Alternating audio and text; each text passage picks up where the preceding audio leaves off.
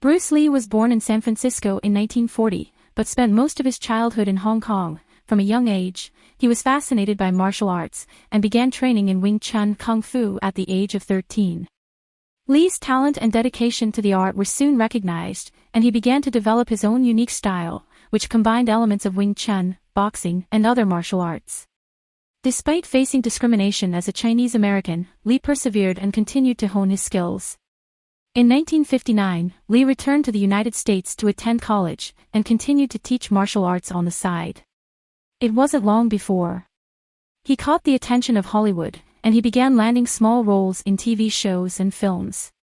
But Lee was determined to make a name for himself as more than just a martial arts actor. He wrote a book on his philosophy of martial arts, The Tao of Jeet Kune Do, and continued to train and teach his unique style. In 1971, Lee landed his breakthrough role in the film The Big Boss, which was a massive hit in Asia. He followed it up with Fist of Fury and Way of the Dragon, which solidified his status as a martial arts superstar. But Lee's success was short-lived. In 1973, just as he was on the verge of even greater stardom, he died unexpectedly at the age of 32.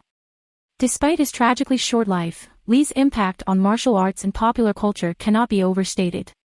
He revolutionized the way martial arts were portrayed on film, and his philosophy of martial arts continues to inspire people around the world. Bruce Lee's legacy lives on, not only in the countless films and books he left behind, but in the countless people he inspired to follow their passions and pursue their dreams with dedication and discipline.